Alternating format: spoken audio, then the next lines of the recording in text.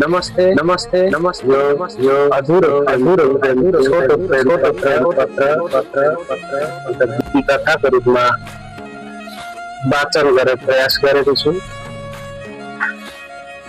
तिमीबाट छुटिएपछि बल्ल महसुस भयो कसैलाई गुमाउनु भनेको केवल एउटा मान्छे गुमाउनु रहेनछ, आफ्नो एउटा संसारले गुमाउनु रहेछ।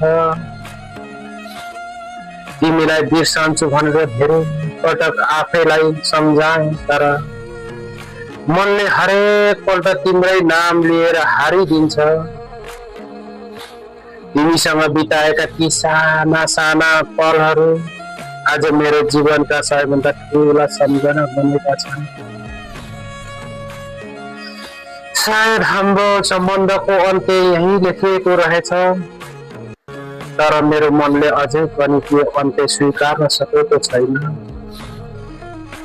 तिमी खुसी छौ भने म टाढै बसेर पनि खुसी हुने प्रयास गर्नेछु।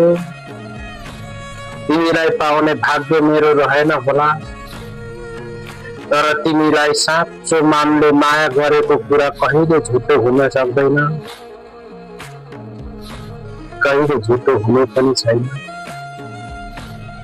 कहिलेकाहीँ रातको शान्तिमा तिम्रो यादले आँखामा आँसु ल्याउँछ, कहिलेकाहीँ रातको अन्धेरीमा तिम्रो यादले आँखामा आँसु ल्याउँछ।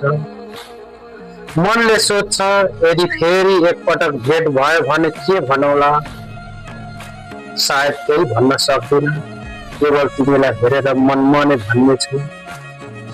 तिमी मेरो हुन नसके पनि मेरो जीवनमा सबैभन्दा धेरै माया गर्ने मान्छे तिमी नै थियौ। अब तिमी आफ्नो बाटो अघि बढ्नु, मेरा याद आए पनि फर्केर नहेर्नु, किनकि म तिमीलाई रोक्ने अधिकार गुमाइसकेको छु। तर एउटा कुरा सधैँ सम्झिरहनु, कुनै समय एउटा मान्छे थियो जसले तिमीलाई आफ्नो खुसी भन्दा पनि धेरै माया गरेको थियो, त्यो मान्छे म नै थिएँ। तिमी मेरो जीवनमा अधुरो कथा हो जसको अन्त्य लेख्न नसके पनि हरेक पानामा तिम्रो नाम भने सहरहनेछ, हरेक पानामा तिम्रो नाम भने सहरहनेछ। रातिको सपनीमा होस् या दिनको उजेलीमा होस्, तिम्रो नाम सधैँ गुन्जिरहेछ। हिजो तिम्रो नाम लिएको थिएँ, आज पनि लिनेछु र भोलि पनि लिइरहनेछु। यो जिन्दगीको अन्तिम सासमा पनि तिम्रै नाम लिएर यो संसारबाट बिदा हुनेछु।